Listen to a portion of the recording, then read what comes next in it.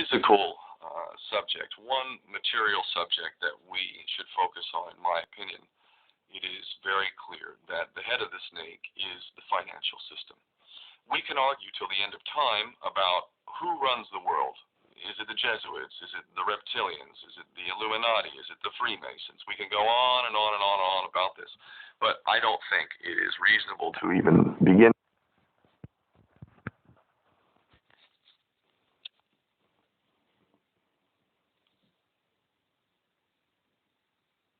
arguing about the mechanism that is used to exert this control. The mechanism is finance. The whole point of finance is to indebt, otherwise to enslave. What is a mortgage? What does that stand for? It's a death grip. So when you get a mortgage, you have a death grip held over you because you are in debt. You don't even own the house. The bank owns the house that loans you the money to buy the house, unless you're fortunate enough to have all the money to buy it outright. And even then, you can be taxed by the government, and if you fail to keep up with those taxes, the government can then take it from you. The whole system is based on a financial fraud, which effectively takes the power that we have, and it gives it to a tiny group of individuals who are running the world through the control of finance. With the infinite supply of money that we have allowed them to take, they have literally an infinite supply of money, and with that money, and from their psychopathic point of view, they have bought everything and everyone who can be bought. So those of us who cannot be bought, because we operate on a level that goes way beyond the material, we are not rewarded for such behavior. We are punished for such behavior. And the most slovenly, disgustingly criminal, pedophilia, corrupt moral individuals, those are the ones that are rewarded in this system, which is upside down.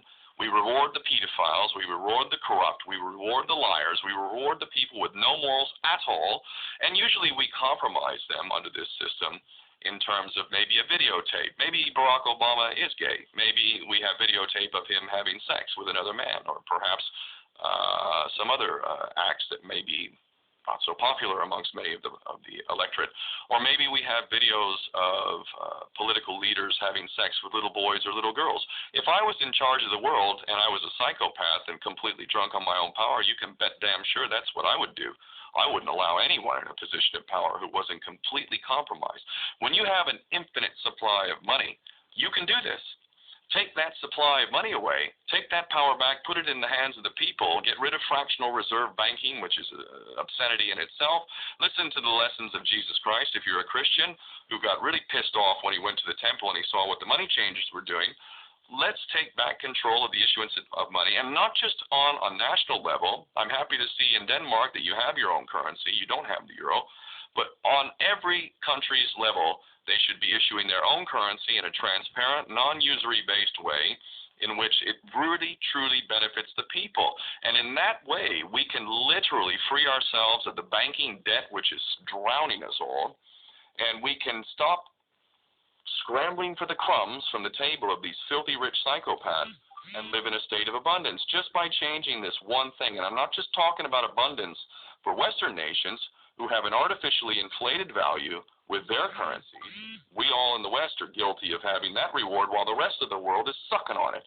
Every nation in the world can use a sensible financial policy to liberate themselves, to have world-class education, infrastructure, everything that a healthy society would require can be had in the worst, most corrupt African country in any part of the world. We can all have that if we simply change that one thing. John F. Kennedy did that about 6 months before he was taken out. He issued United States notes as opposed to Federal Reserve notes. I can assure you the powers that be knew the power of that act, and they took him right out. So the bottom line is, if we as people understand this very simple principle, just this one thing, change this one thing, we can solve every other problem you can name. I don't care what the problem is. I can bring it back to the financial system and an infinite supply of money for a bunch of psychopaths who are running the world, as opposed to an abundant supply of money for all of us. So in that sense, I'm very optimistic. This is not rocket science. I am not the smartest guy in the room. We can all understand this. And as soon as we do, we can exercise the same power that we had, but relinquished, and we can have a future for ourselves and our children. There's a lot to be optimistic about, quite frankly. The principle puts us criticisms of public money, that, oh, it's a fixed money supply, the economy will grind to a halt and so on, won't be flexible, won't be dynamic. Nonsense, we can lend it as well as spend it. So in that case, we add on these two new money flows. The state lends it to, well, we don't want to lend it to any Tom, Dick or Harry perhaps. We want credit-worthy, what we might call principal borrowers.